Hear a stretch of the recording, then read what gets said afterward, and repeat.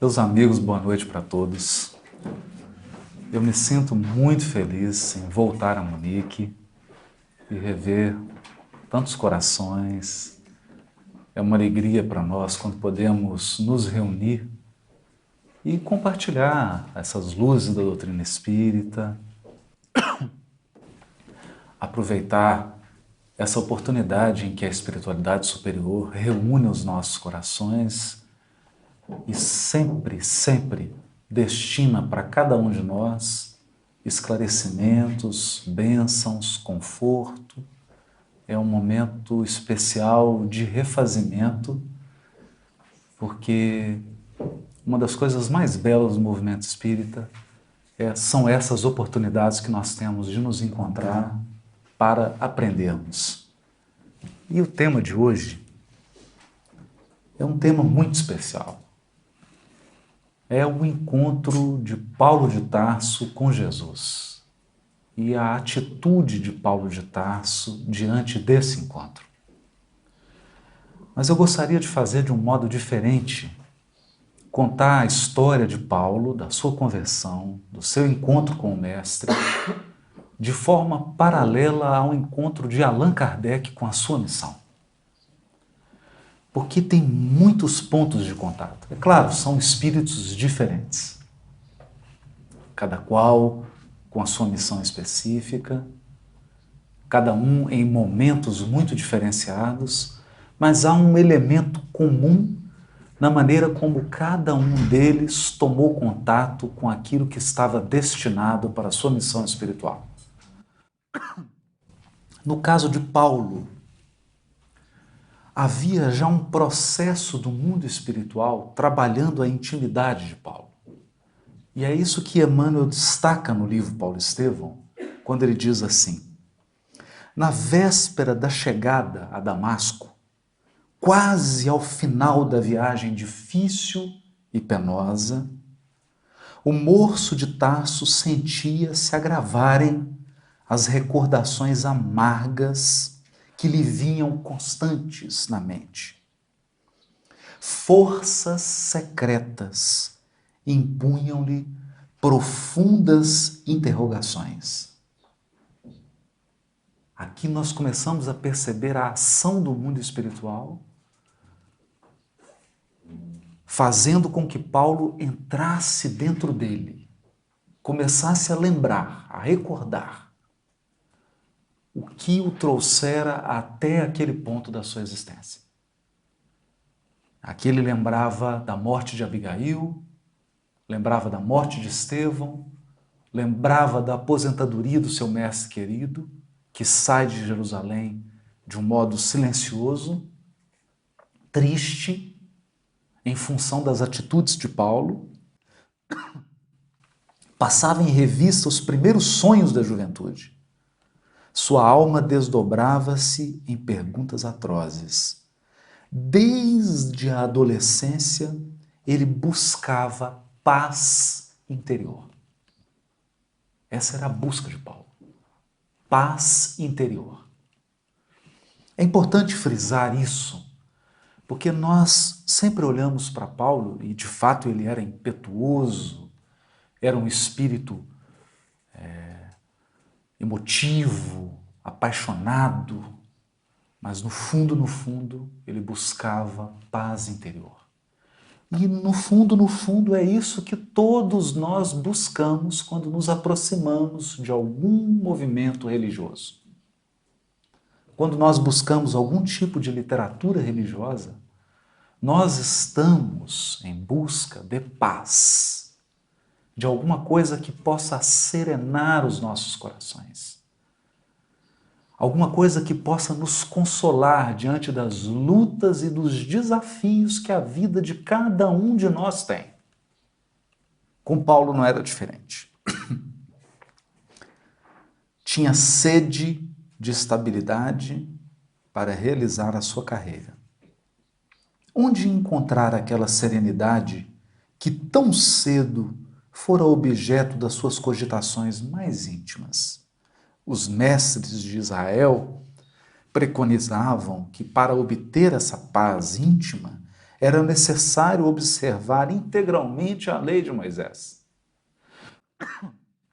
E ele fizera isso. Mais que tudo, havia ele guardado os princípios da lei mosaica.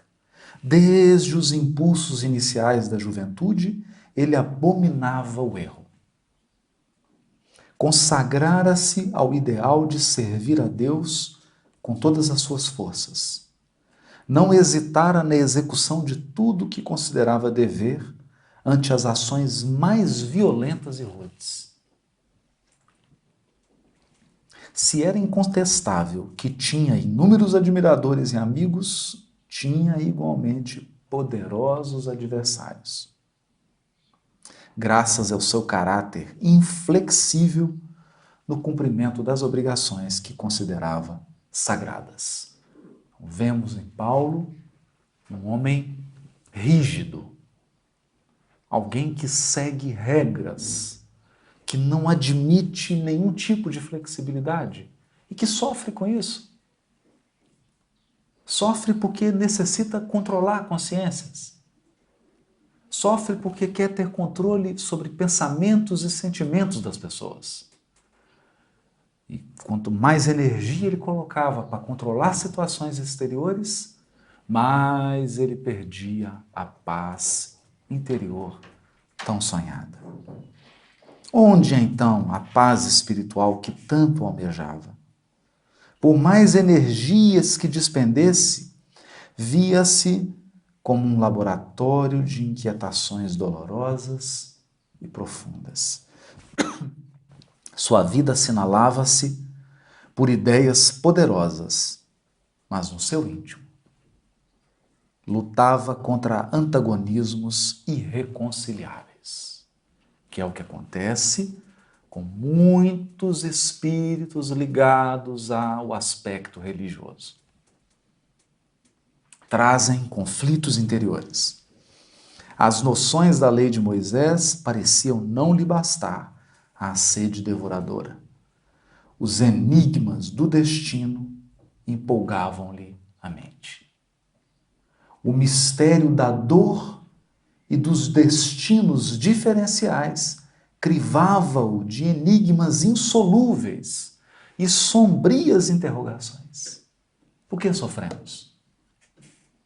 Por que uns já sofrem no início da vida? Por que alguns sofrem a vida inteira? Por que outros parecem sofrer menos? Por que alguns enfrentam enormes dificuldades numa área, enquanto outros parecem não ter nenhuma dificuldade naquele setor da existência? Tudo isso crava o espírito de perguntas, de interrogações. Entretanto, aqueles adeptos do carpinteiro crucificado ostentavam uma serenidade desconhecida. Está falando dos cristãos primitivos, dos primeiros seguidores de Jesus.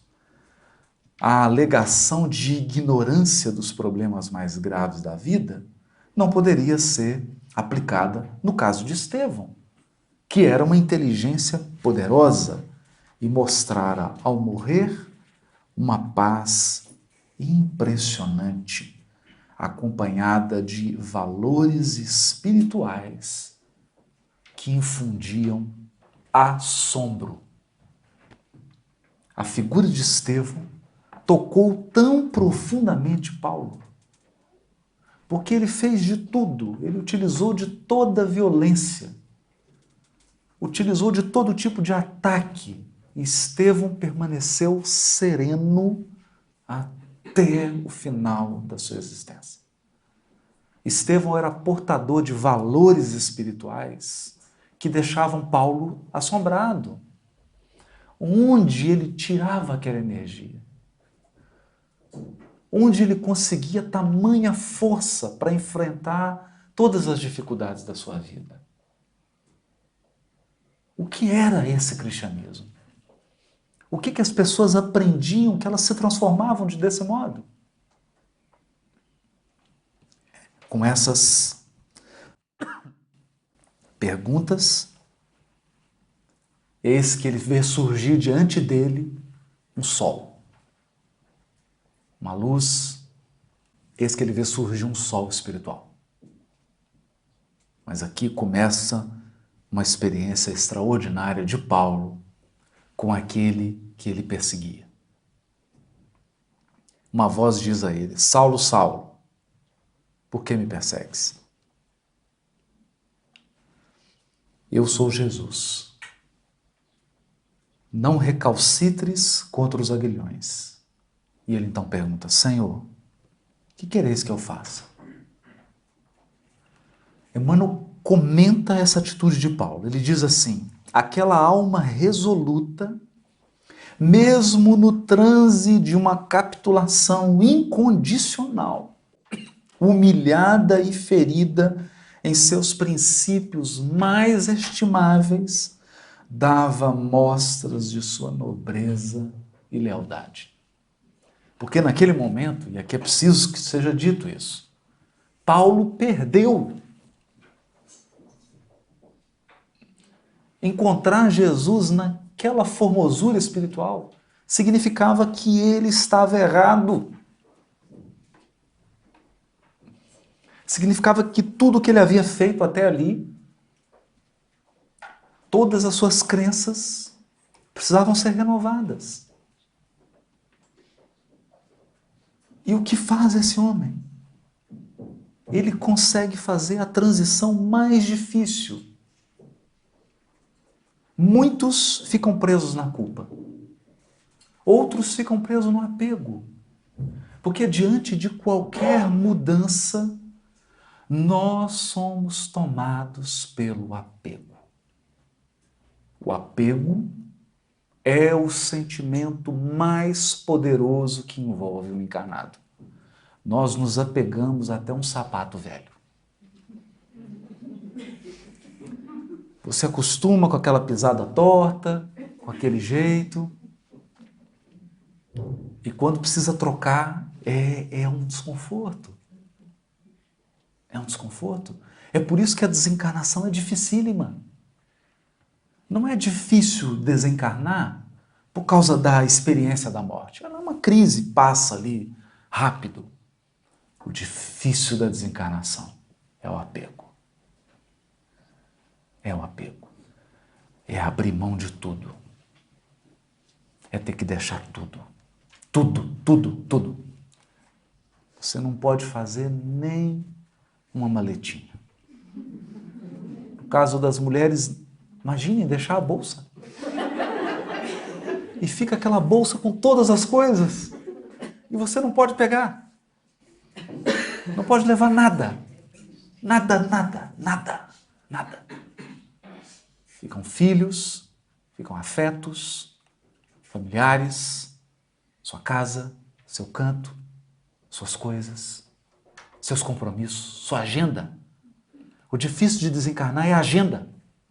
Porque você está com a agenda cheia de compromissos, de repente fala assim, tudo cancelado. Não vai mais nada. Foi isso que experimentou Paulo.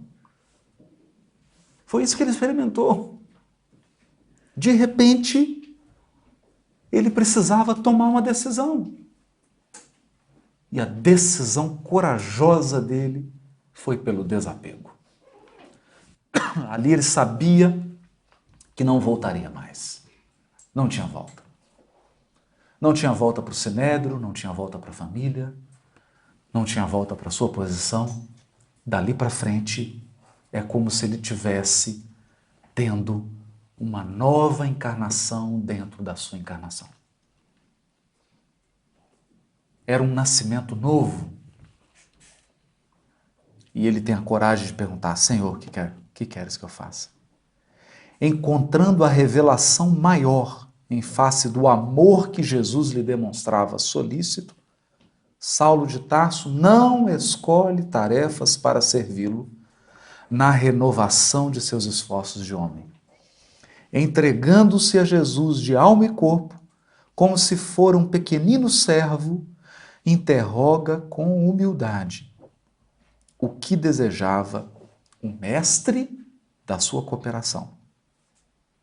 Foi aí que Jesus, contemplando-o mais amorosamente ainda, e dando-lhe a entender a necessidade de os homens se harmonizarem no trabalho. Necessidade de reconciliação, de harmonizar. Harmonizarem-se no trabalho comum da edificação de todos, no amor universal em seu nome, esclareceu generosamente: levanta-te, Saulo, entra na cidade, e lá te será dito o que te convém fazer. Por quê? Porque Jesus reservava para depois uma grandiosa lição. Paulo se dirigia a Damasco para perseguir Ananias, e Jesus manda Ananias para curá-lo. Necessidade de harmonização. E é Ananias a primeira pessoa que vai direcionar Paulo. Leva Paulo para uma igreja que era... E nós reclamamos. A igreja era na casa de uma lavadeira que tinha um filho paralítico e que alugava a salinha da sua casa para poder ter dinheiro para cuidar do filho paralítico. E nós achamos que temos dificuldades.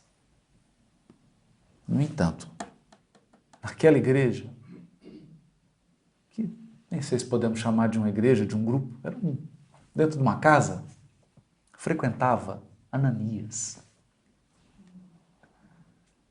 Esse espírito que conversava com Jesus. Imaginem. E é ali que Paulo tem contato pela primeira vez, com a fraternidade genuína, com o amor espontâneo, com a simplicidade, com o acolhimento. O fato mais curioso, ninguém pergunta: ah, esse é o perseguidor? Ninguém fala nada. Todos veem Paulo entrar ao lado de Ananias, deve todo mundo ficado curioso, mas esse não era o perseguidor, ele não veio aqui para prender Ananias, agora estão os dois andando juntos. E Ananias conversa com ele, orienta Paulo. Ele, já no seu espírito impetuoso, o que queria fazer? Já queria ir para a sinagoga falar da experiência que tem. Mas essa é uma experiência pessoal e intransferível. A iluminação espiritual é uma experiência individual. Não tem como falar nem transferir para nenhuma pessoa. A única coisa que nós podemos é expressar essa experiência através das nossas palavras, do nosso comportamento, das nossas vibrações, mas transferir experiência não tem jeito. Cada um deve fazer a sua experiência. É por isso que Emmanuel escreve no prefácio do livro Nosso Lar: em verdade, todos precisamos de espiritualismo e do espiritismo, mas muito mais de espiritualidade. Porque a espiritualidade é o que você faz com o espiritismo. Espiritualidade é o que o espiritismo mudou dentro de você. É a transformação que você experimentou dentro do espiritismo. E é possível, às vezes, ficar 30, 40, 50 anos sem experimentar nenhum tipo de transformação íntima. É possível, mesmo com o Consolador prometido nas mãos, continuar vivendo da mesma maneira. Então, movimentar esses recursos para melhorar a nossa qualidade de vida espiritual é o segredo. Por isso precisamos de espiritualidade. Esse é o chamado. O maior trabalho de Paulo, não nos enganemos. Quando ele pergunta: Senhor, o que queres que eu faça? Jesus vai até Ananias e diz para Ananias: Ananias, ele diz: eis-me aqui, Senhor. Quero que você vá até Paulo para curá-lo. E Ananias deve ter perguntado: Senhor, esse Saulo, por acaso é aquele de Jerusalém que está viajando para cá para me prender, para me perseguir? É esse mesmo. Não, eu só estou perguntando para ver se o senhor não está enganando. Então ele está vindo me prender e o senhor quer que eu vá encontrar com ele. É isso mesmo? E Jesus diz para ele: Ananias, vá até Saulo, porque eu mostrarei a ele o quanto ele deve padecer pelo meu nome. Então, era um trabalho interior. Era um trabalho de desilusão, de desapego. E é difícil. Desiludir-se não é fácil. Porque a maioria dos encarnados dorme um sono muito gostoso. Estão adormecidos até o momento da desencarnação. Quando são acordados. E alguns acordam assustados, mas aí já é tarde. Então é importante acostumar o nosso espírito a acordar todo dia. Acordar. E acordar é experimentar a desilusão. É entender que algumas coisas nós vamos perder. Algumas situações na nossa vida vão mudar. A vida é dinâmica. A cada dia ela vai apresentando desafios novos. Tudo vai se transformando. Familiares vão embora para o mundo espiritual. Doenças chegam, doenças vão. Tudo vai acontecendo. Nada permanece o mesmo, nada permanece igual. Mas essa atitude de Paulo é o segredo. O que queres que eu faça? Está sempre perguntando pelo propósito. E não foi diferente com Kardec. Hoje, 18 de abril. Allan Kardec com 52 anos de idade. 52 anos. Durante meio século, esse homem permaneceu anônimo. Ninguém conhecia. Era um professor. Trabalhava com educação. Essa preciosidade de espírito estava guardada. E recebe um convite, aparentemente bobo, ir a um salão em Paris para ver mesas que giravam. Mas quando o codificador vê mesas girando, ativa recordações. Ativa uma programação espiritual que ele trazia. Ali era a primavera. Era o momento de desabrochar o codificador. Hippolyte tinha que diminuir, porque Kardec tinha que crescer. Era a mesma história de Saulo. Saulo tinha que diminuir para que Paulo crescesse. Então, é bonito no livro Obras Póstumas, quando Kardec fala da revelação da sua missão. Quem revela a missão a ele é o próprio Espírito Verdade. Ele pergunta: é verdadeiro essa informação de que eu tenho uma missão? É verdade. Você tem uma missão. E eu posso falhar? Pode. A primeira coisa que você pode fazer para falhar é começar a dizer da sua missão. Se você começar a falar sobre ela, é o primeiro passo para falhar. Mas não se preocupe, porque Deus não coloca seus planos sobre os ombros de um homem. Se você falhar, já temos outros.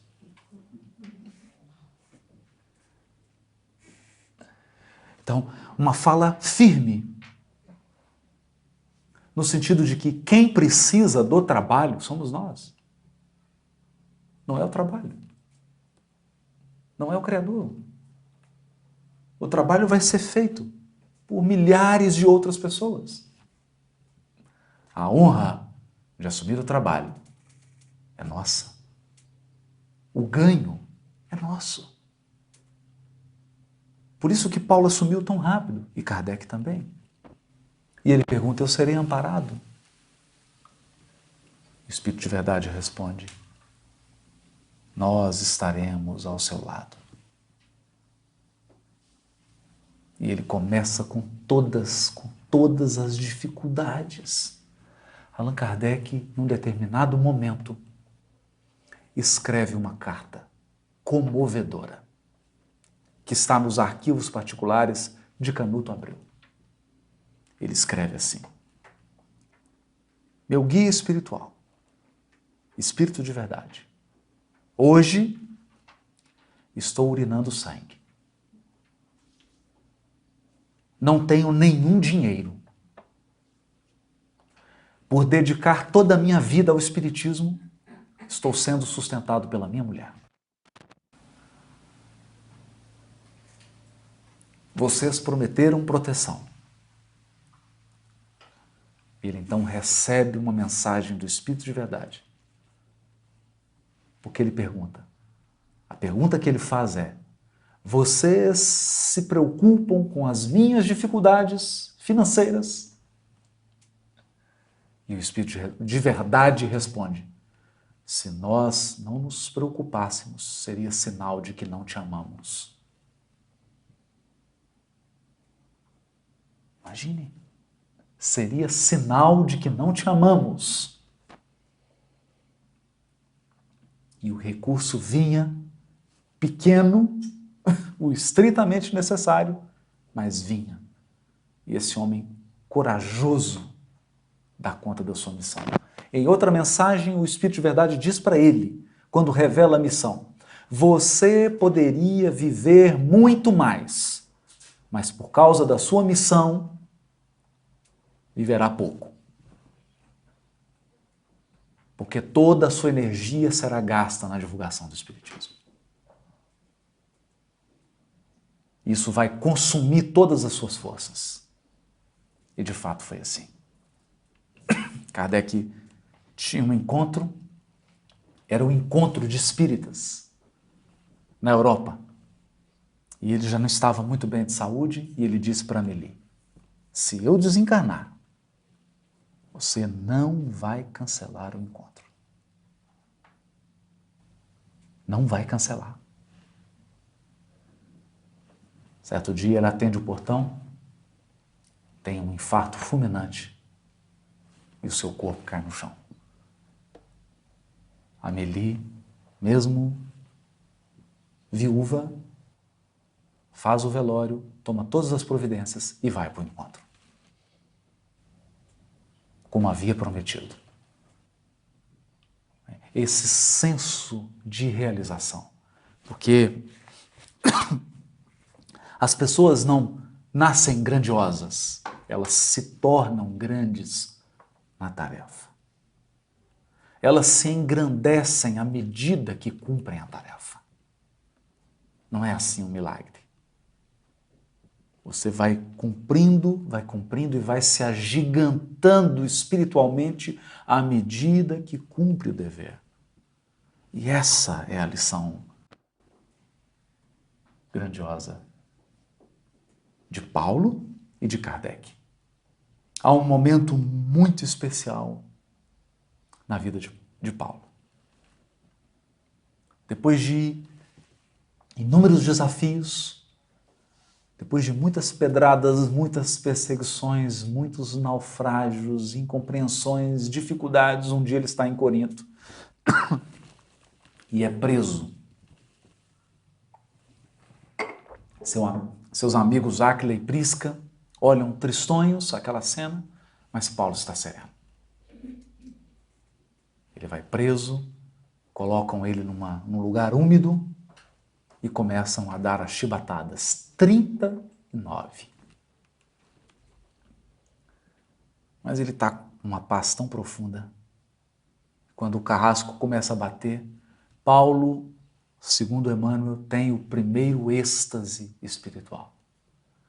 De repente ele sente como se dilatasse a sua percepção ao infinito. Ele para de sentir qualquer dor e experimenta uma profunda paz, tão profunda que ele adormece. Um pouco mais tarde ele iria escrever: de agora em diante, ninguém mais me moleste, pois trago em mim as marcas do Cristo. Se agigantou, tomou posse sobre si mesmo. Não havia mais nenhum elemento exterior capaz de roubar a sua paz. Não havia mais nenhum elemento externo capaz de desviá-lo do seu caminho. Esse é o ponto. Esse é o nosso alvo. Esse é o nosso objetivo. Tornarmos-nos independentes das circunstâncias exteriores. Porque hoje, no início do nosso processo, nós somos absolutamente dependentes do outro. Eu gosto do outro, até ele me fazer alguma coisa ruim. Aí eu deixo de gostar. Então quem controla o meu amor é o outro, não sou eu. Eu sou paciente até alguém fazer alguma coisa que tira a minha paciência. Então eu não sou dono da minha paciência. Quem controla a minha paciência são as outras pessoas. Assim é com a nossa serenidade, assim é com a nossa paz, assim é com o nosso amor. São as pessoas que têm a chave. Nós somos robozinhos controlados por controle remoto. São as pessoas que nos governam. Mas atingido esse ponto, que é a nossa meta, que é o nosso alvo, nós tiramos o controle do outro. Eu sou sereno e ponto final. Quando nós conquistamos a serenidade, ninguém nos tira. Quando verdadeiramente nós conquistamos a paz, não há nenhum ser humano capaz de nos tirá-la. E quando nós conquistamos verdadeiramente o amor, não há nada que alguém faça que seja capaz de alterar o nosso amor. Essa é a tarefa. É por isso que é difícil. Quando Paulo atinge esse nível, ele está preso. E ele escreve de Cesareia uma carta. Ele começa a carta assim: Paulo, prisioneiro do Cristo.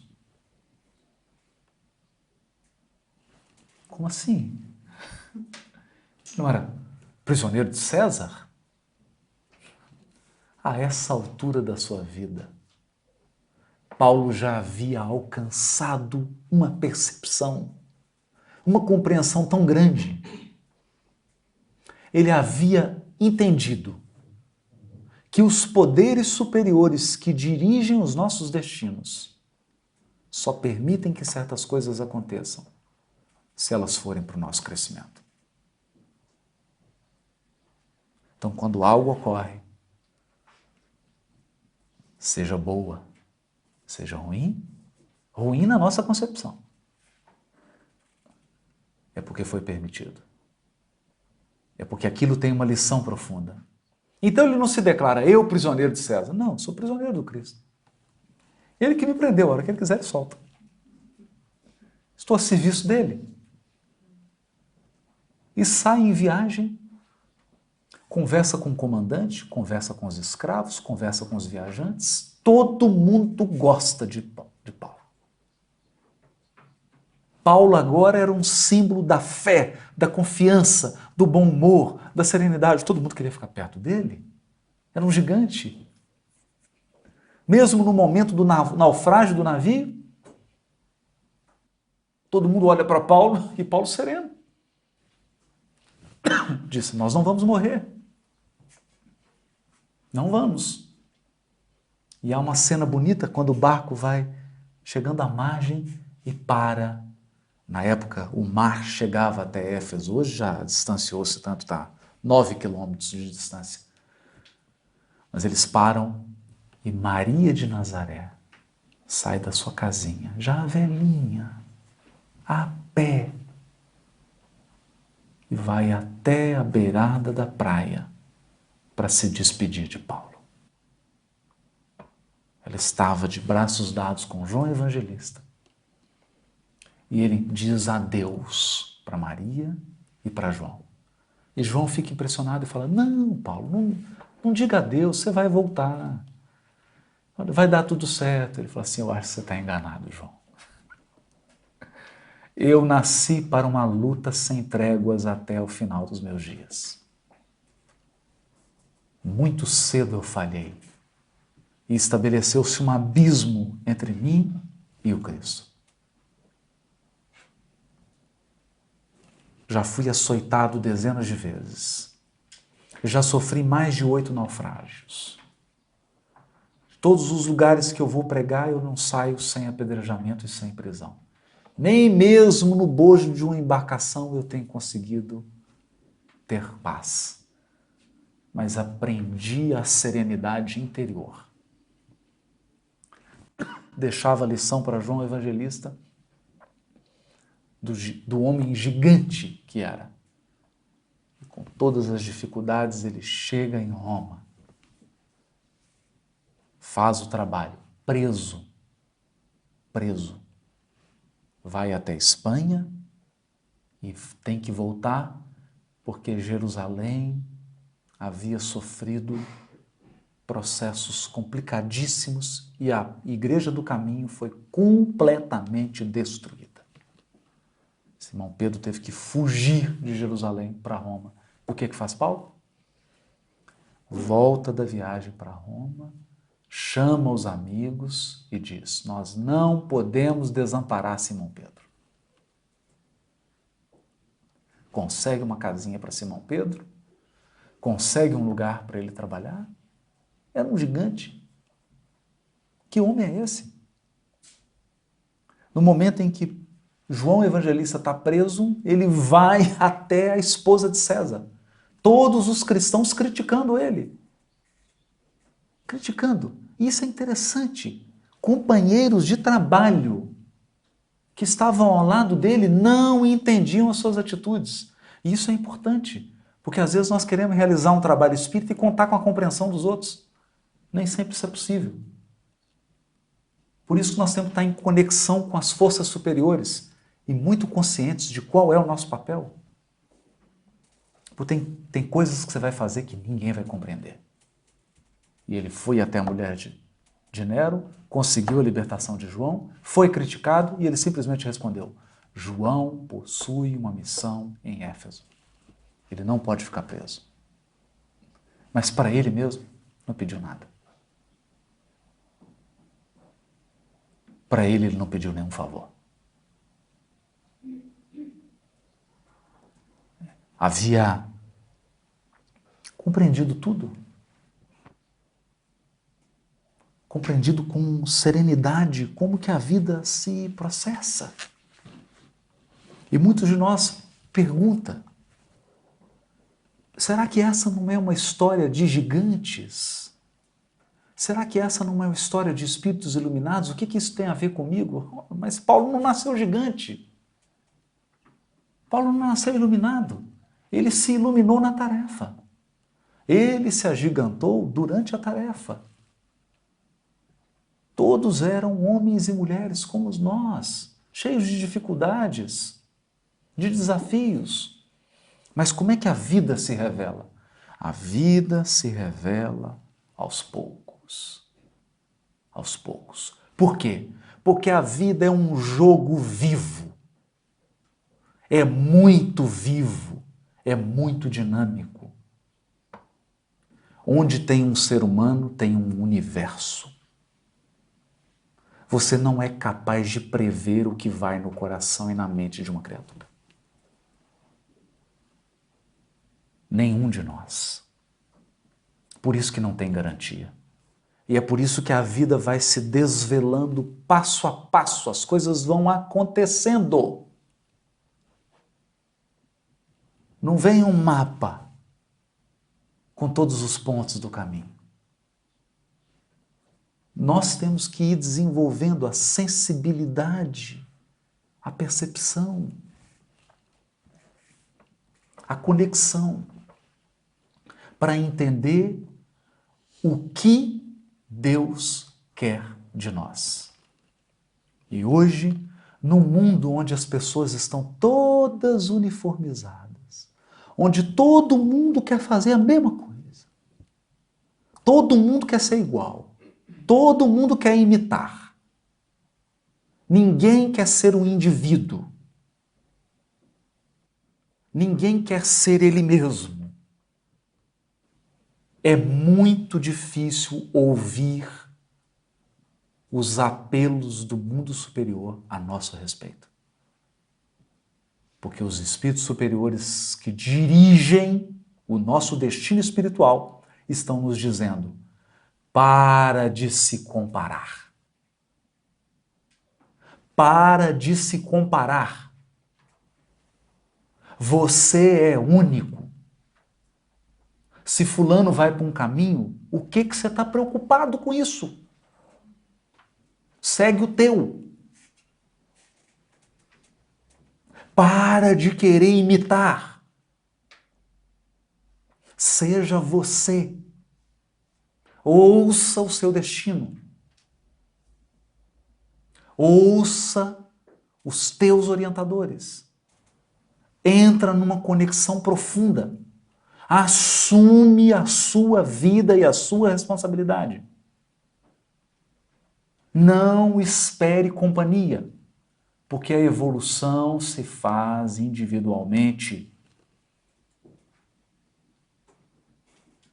Você pode interceder, você pode ajudar, mas não pode carregar ninguém. É essa a lição do Senhor que queres que eu faça. Segunda coisa que eles dizem: não existe trabalho mais importante. Porque o trabalho vale pelo que ele faz com você. Com você. Então nós ficamos comparando trabalhos. Mas a importância do trabalho é pela transformação que ele faz em você. Então, nós podemos ter uma criatura fazendo um trabalho considerado pelos encarnados um trabalho obscuro, mas que provoca nele uma transformação muito maior do que um trabalho de sair fazendo palestra pelo mundo. Porque você pode fazer esse trabalho e não ter nenhuma transformação íntima. E de que vale isso? Nada. Se não te transforma intimamente, você só adquire mérito por ter ajudado os outros. Mas não te transformou. Não te transformou. Então é como se fosse um mendigo segurando pratos de ouro. O trabalho tem que nos transformar. Por isso não importa qual. Não importa. Assumir isso, mergulhar profundamente dentro de nós e descobrir o que quer de nós. As forças superiores que conduzem a nossa vida. O que quer de nós? Por que você está aqui? Por que você está onde está? Por que você está com as pessoas que você está? Por que você está fazendo o que está fazendo? Tudo tem um sentido. Mas tudo pode ser aproveitado e tudo pode ser desperdiçado. Isso exige de nós um senso de individualidade. Paulo jamais se comparou com qualquer apóstolo. Jamais ficou tentando imitar outra pessoa. Ele sempre foi ele mesmo. Ele tinha consciência de qual era a sua tarefa. E ele tinha consciência do que precisava transformar dentro dele por causa da tarefa. E é por isso que ele se torna um vencedor. Um vencedor. Todas as igrejas que Paulo fundou se acabaram. Se acabaram. Nenhuma igreja sobreviveu. Hoje tudo é cinza. Se você for a Corinto, a cidade de Corinto, tudo é escombro, tudo é ruína. Se você for a Jerusalém, não tem mais igreja do caminho, acabou tudo. E vai ser assim conosco. Tudo que nós fizermos de material vai acabar, vai se transformar. Porque a lei é lei de progresso. E a lei de progresso é casada com a lei de destruição. É marido e mulher.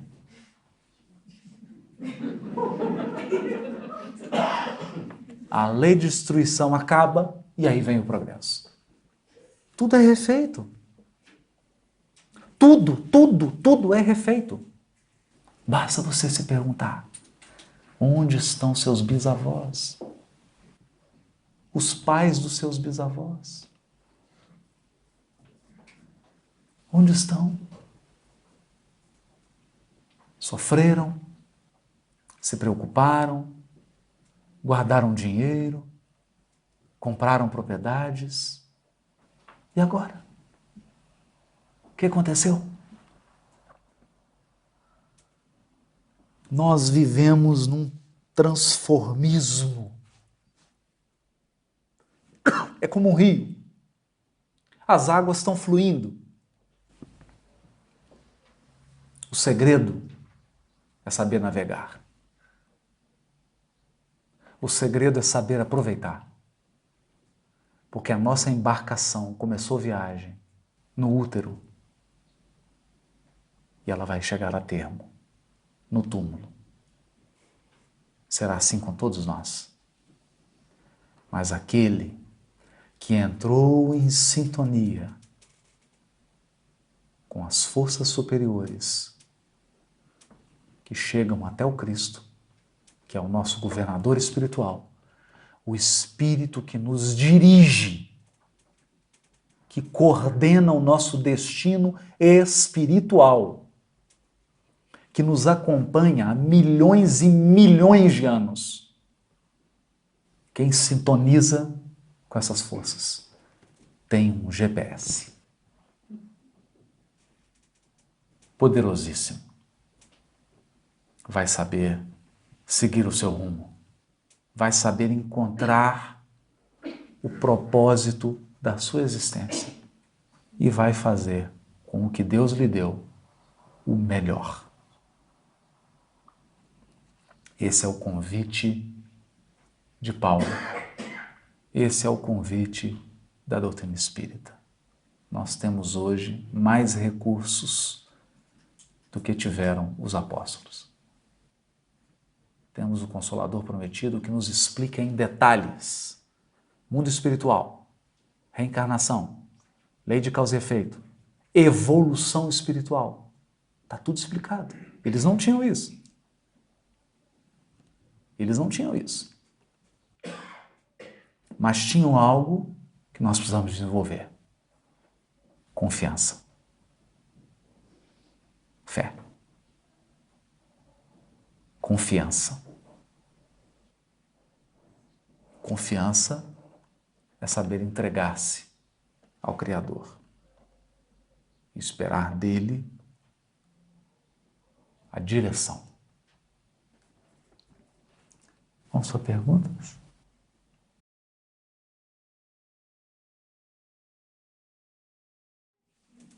A pergunta é que, em uma das palestras, deve ser nessa que nós estamos fazendo, né? Você falou sobre como os obsessores tramam para chegar aos nossos pontos fracos. Você pode falar um pouco mais a respeito? Isso está no livro Ação e Reação, de André Luiz. É uma conversa que o Silas tem com dois obsessores. E eles dizem que todo espírito possui um chamado desejo central. É alguma coisa que mexe com o coração. Porque nós, criaturas de Deus, somos movidos pelo sentimento. Aquilo que faz o coração arder, aquilo que nos faz sentir vivos, aquilo que a gente gosta. E, naturalmente, isso mobiliza o nosso desejo. E quando nós temos esse desejo intenso com relação a alguma coisa, a maioria dos nossos pensamentos são a respeito desse desejo. O que acontece com o desejo é que ele precisa ser educado, porque senão ele se transforma numa gula espiritual. E ele passa a te dominar. O que esses obsessores fazem é simplesmente soprar a brasa. Eles simplesmente ativam. Então nós podemos dar um exemplo. Talvez o desejo central de um espírito seja a prosperidade material. Ele sonha com isso, ele anseia por isso. Ele quer ter essa experiência. Não há nenhum problema. São as experiências que transformam o nosso espírito. Sem experiências você não cresce. E para Deus, todas as experiências são válidas. Todas. Todas elas são válidas. É que algumas são bastante dolorosas e outras são mais suaves. Então, o fato de ter um desejo central, por exemplo, de prosperidade, não há nenhum problema nisso. O problema é quando esse desejo passa a ser o seu senhor e você se transforma num escravo. Nesse momento em que a criatura se transforma num escravo, ela passa a sacrificar uma série de coisas mais importantes para esse desejo. Então, energia física, relações afetivas, espiritualidade, paz interior, e começa a transformar a sua vida num inferno. Numa busca pelo ouro, e ela se perde. Então, esses obsessores aproveitam esse desejo central e fazem com que a pessoa perca o autodomínio. O que nós mais devemos aspirar. O que Paulo lutou. Ele chegou a afirmar na carta aos Romanos: que homem eu sou? O bem que eu quero fazer, esse eu não faço. Mas o mal que eu não quero, eu faço. Mostrava alguém que estava em luta com ele mesmo. Estava tentando obter a posse de si mesmo. De si mesmo. Até ele chegar ao ponto de dizer: já não sou eu quem vive, é o Cristo que vive em mim. Esse era o momento em que ele tinha total controle de si mesmo. Isso não significa que ele não tinha desejos. Significa que ele tinha domínio sobre eles. Olha que coisa linda. O maior desejo do Paulo era reencontrar sua noiva, dar aquele abração forte.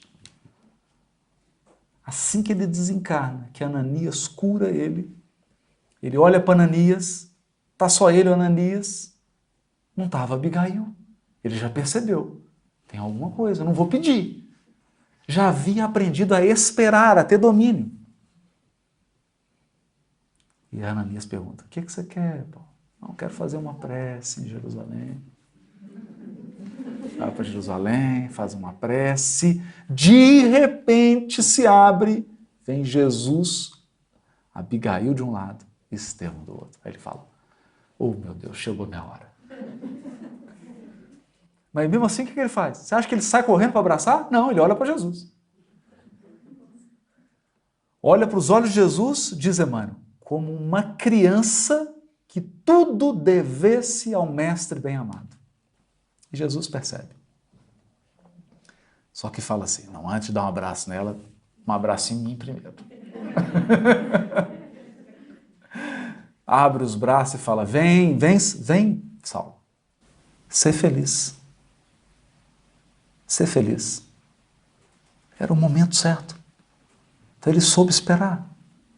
E aí ele se abraça com a noiva, com o cunhado, se beijam, dá o cheirinho, né?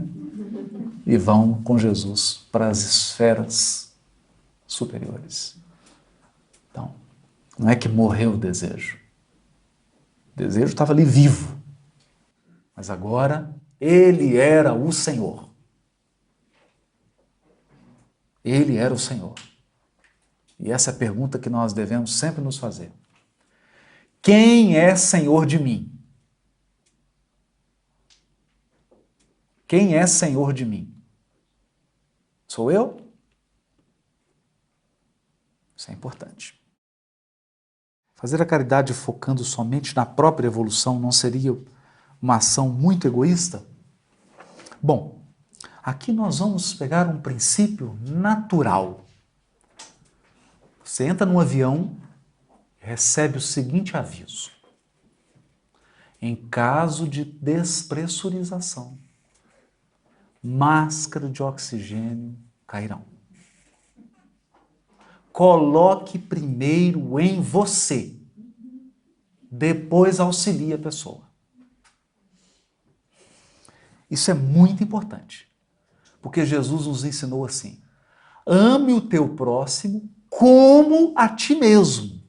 Então, primeiro põe a máscara em você. Primeiro faça prece por você. Acorde, se proteja. Faça prece, faça uma leitura. Chegou a hora do almoço? Faz prece de novo. Higieniza. Cuida do seu sentimento. Cuida do seu espírito, porque senão você não vai conseguir ajudar ninguém. Se nós não cuidarmos de nós, se nós não nos amarmos, o problema é que o amor a nós mesmos foi desviado. As pessoas acham que se amar é comprar uma bolsa bonita, é dar coisas materiais. Mas amar-se é cuidar do coração, cuidar do espírito. Percebeu que está começando a vir uma tristezazinha, você não sabe de onde, não sabe por quê, vai dando aquela amargura, cuida de você. Para, toma um banho gelado, faz uma prece, lê uma página. Se não passar, fica em prece, 1 hora, 2, 3, não importa. Cuida, cuida. Porque se nós ficarmos numa busca louca de achar que estamos ajudando os outros, sem cuidar de nós, você pode perder o oxigênio. Aí você não vai ajudar nem o outro, nem a você mesmo. Outro ponto fundamental. Ninguém tem responsabilidade pela consciência do outro. Exceção feita ao caso quando nós temos alguém que é menor de idade sob a nossa responsabilidade, em que nós devemos orientar e educar. Mas atingida a maioridade, acabou. Acabou. A pessoa é livre para fazer as suas escolhas, para viver a sua vida. E é Deus que vai cuidar. Porque senão, nós esquecemos o nosso processo de iluminação espiritual para viver a vida do outro. Chega no mundo espiritual, vai responder pelo outro? Vai perguntar, o que você fez com a sua vida? Não, com a minha eu não fiz nada, porque eu fiquei preocupado com a do outro. Eu queria ser caridoso. Então, Caridade. Caridade é como o calor de um forno. Se o forno está ligado e está quente, irradia.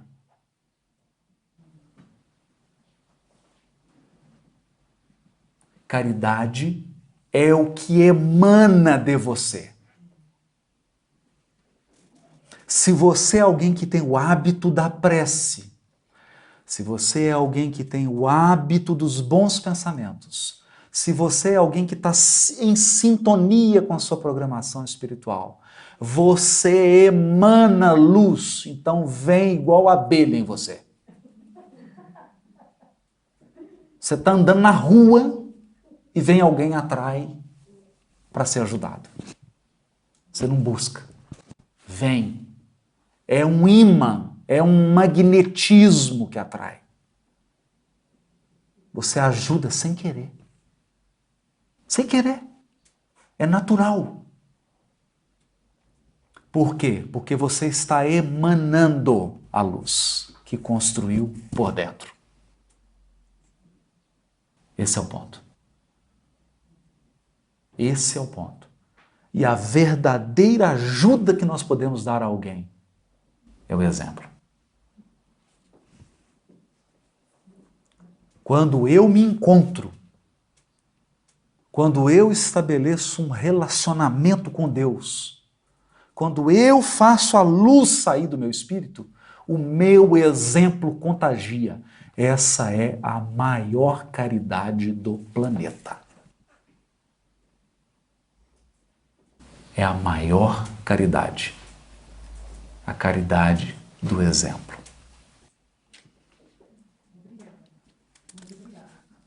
Querida. Qual é a parte boa do conflito?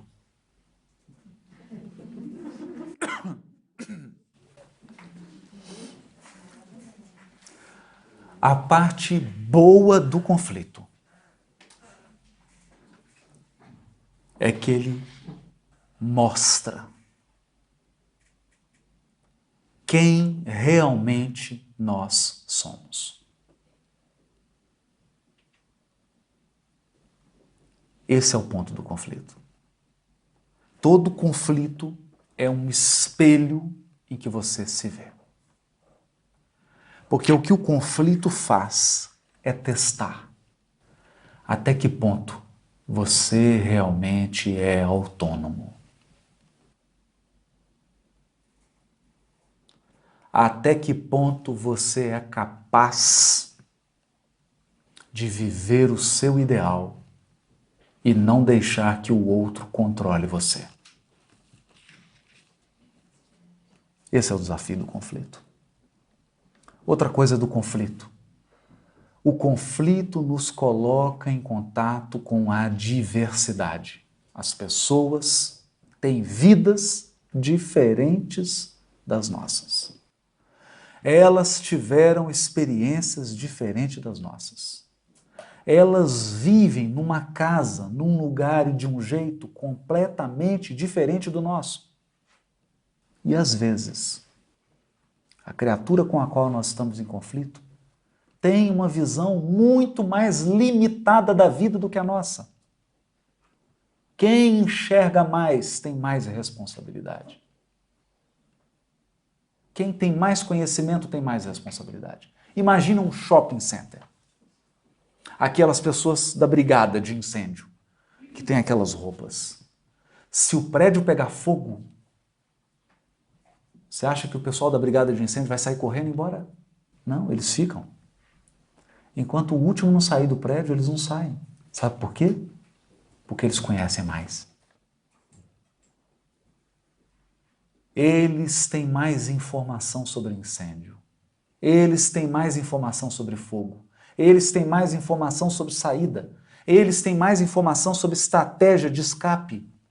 Então eles ficam até o fim. Quem conhece mais tem mais responsabilidade. A questão é que, e isso foi importante para Paulo, porque ele se envolveu em muitos conflitos. Paulo era danado. Ele se envolveu em muitos conflitos. Conflito com Simão Pedro, conflito com Tiago, conflito com vários outros. O que ele foi aprendendo é: não leve tanto para o pessoal.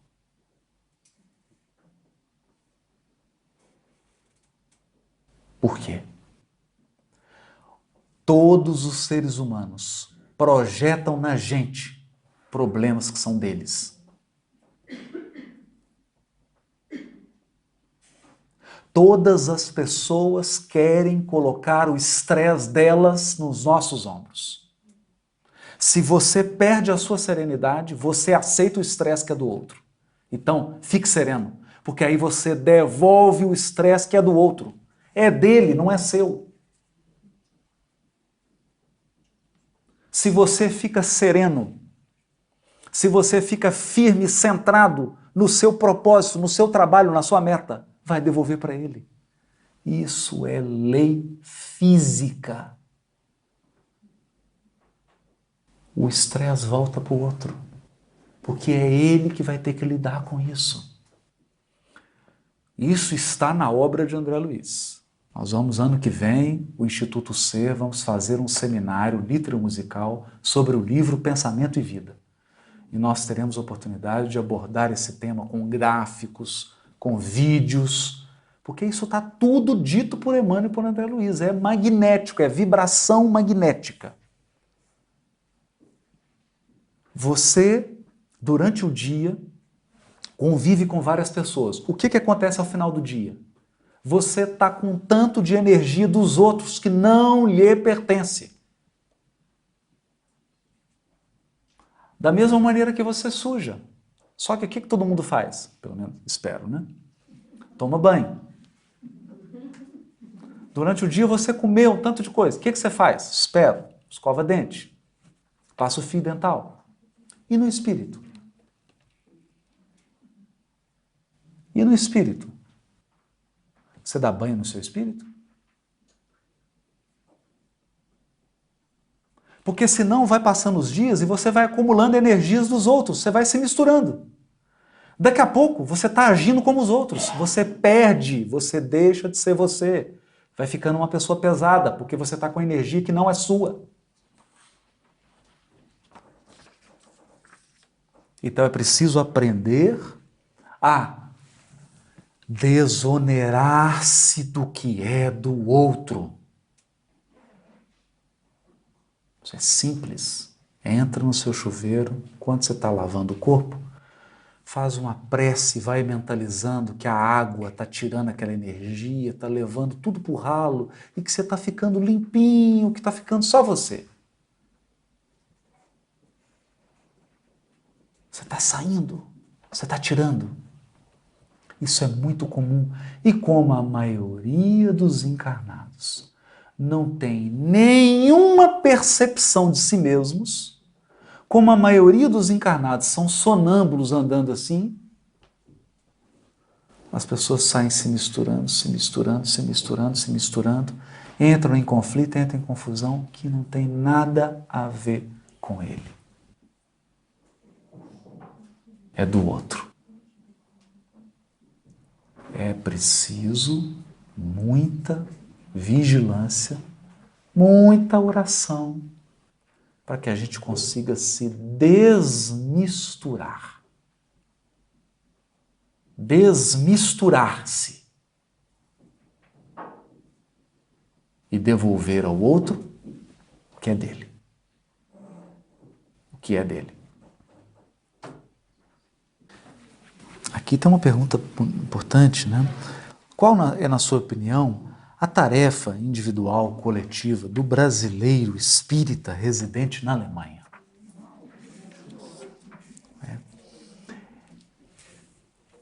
Eu queria compartilhar algo aqui. Francisco Cândido Xavier mudou o panorama do espiritismo no Brasil e no planeta. Aí você vai lá ver onde ele vivia. Você entra no quarto dele, você não consegue fazer assim com os braços.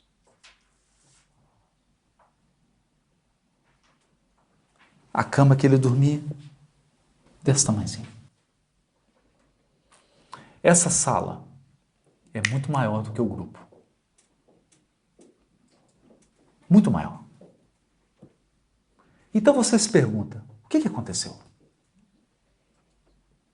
Porque ele não saiu viajando o mundo, ele não pegou milhões de aviões, ele não deu volta nenhuma em torno do mundo. O que aconteceu? O que aconteceu foi o seguinte.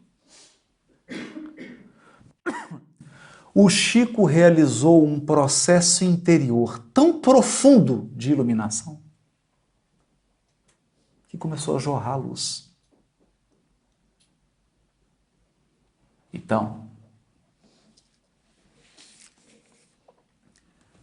montar o grupo, traduzir as obras, fazer seminários e encontros, divulgar o Espiritismo, é apenas uma parte pequenininha do trabalho. O trabalho mais difícil no brasileiro que está na Alemanha é iluminar-se. Porque se um se iluminar, ele muda a Alemanha inteira.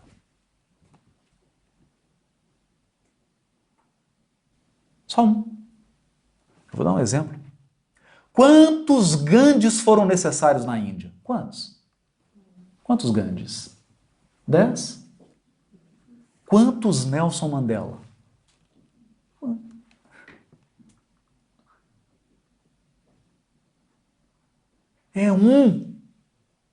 É um que faz a jornada mais intensa de iluminação espiritual. Quando alguém faz isso, ele começa a vibrar ondas que se espalham pelo país inteiro.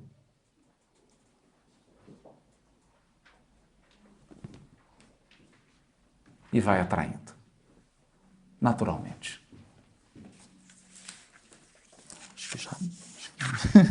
Acho que já deu. Ele começa a vibrar intensamente, tão profundamente, que as pessoas começam a ser atraídas inconscientemente. E tudo acontece. Tudo acontece. Por isso, precisamos voltar a colocar o foco na ampliação da nossa percepção espiritual. Nosso foco deve ser a nossa iluminação íntima. O nosso foco deve ser: brilhe a vossa luz. Brilhe a vossa luz. Jesus já tinha dito isso, ele disse assim: brilhe a vossa luz. Quem pode esconder uma cidade sobre um monte? Se você estiver brilhando, nada esconde. Nada. Nada. É uma luz enorme. Mas esse é o desafio. Esse é o desafio. Os lugares no Brasil onde tiveram surtos de crescimento do Espiritismo foram porque luzes brilharam. Eurípides Bassanufo em Sacramento, Chico Xavier em Pedro Leopoldo Uberaba, Divaldo Franco em Salvador, Raul Teixeira em Niterói e tantos outros. Ivone Pereira. Luzes que onde ficaram brilharam com tanta intensidade que o movimento virou uma coisa imensa. Esse é o ponto. Então os espíritos estão aguardando a nossa luz. Estão esperando. Esperando a gente emanar.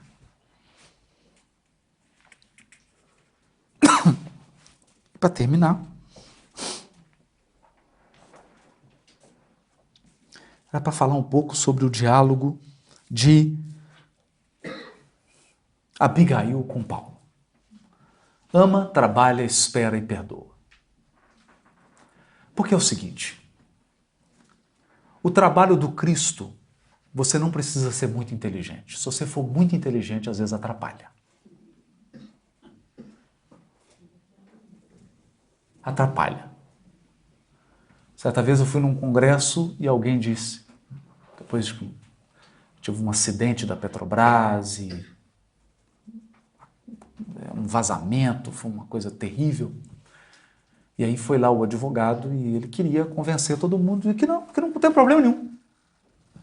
Então, depois que ele acabou de falar, um senhor subiu, um jurista, e disse assim, ele começou a palestra assim, eu morro de medo das pessoas inteligentes. Todo mundo ficou rindo assim, né? Ele falou, eu vou dizer por quê. Porque as pessoas muito inteligentes, elas te convencem de uma coisa mesmo quando elas estão erradas.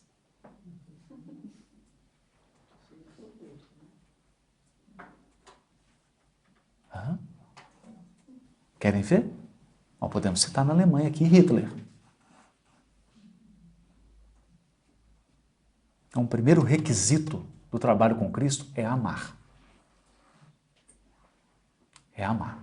Porque quem ama enxerga 1 milhão de vezes mais. Quem ama, cuida. Quem ama é caridoso. Quem ama, respeita. Quem ama, entende. Então, o amor é o principal requisito. E outra coisa, é muito mais fácil fazer algo quando você ama.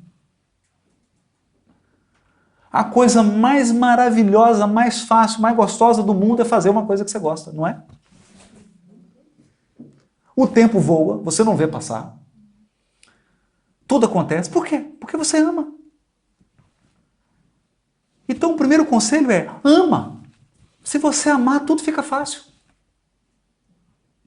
Tudo flui. Segundo, trabalha. Trabalha. O trabalho é fundamental. Trabalho disciplinado. Trabalho sistemático. A maioria das pessoas dá muito valor para aquilo que elas são capazes de fazer num dia, mas menosprezam aquilo que elas podem fazer em um ano. Se você estudar uma língua meia hora por dia, o que acontece em 2 anos? Soma. Meia hora todo dia. Meia horinha. Meia horinha. O que acontece em 2 anos? O que acontece em 10? O que acontece em 15?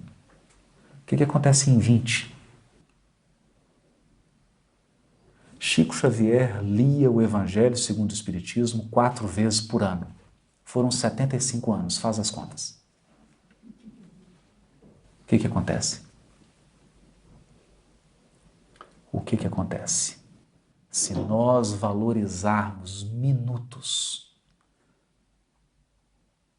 se você tem a disciplina de minutos depois de 50 anos, é muita coisa. Minutos. Trabalha.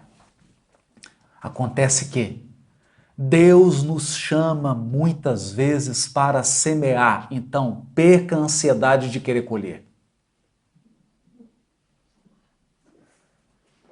Nós somos chamados para semear. Talvez a gente não colha nada aqui na Alemanha.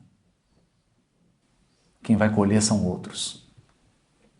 Talvez. Então, o que tem que aprender? Esperar. Esperar. Por quê?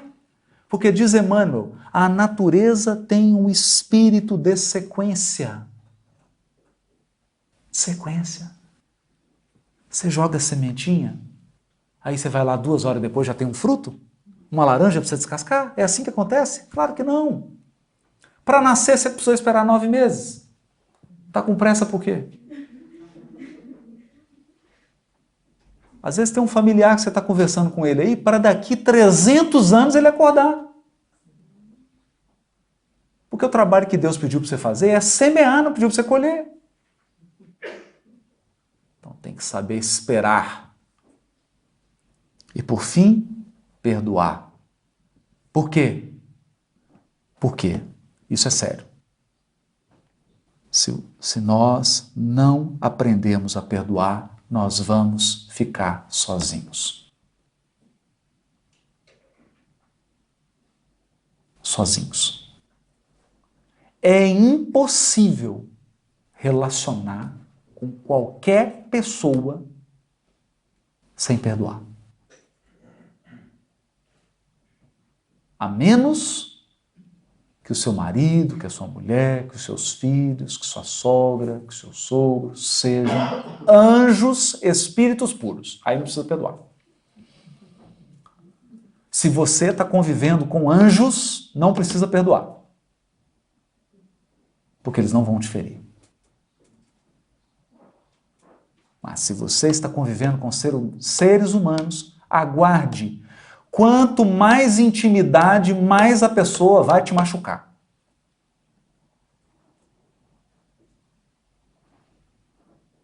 Então, qual que é o antídoto? Qual é o remédio? Perdão. Perdoar. Porque a pergunta que Emmanuel faz é: quantas vezes você precisa de perdão?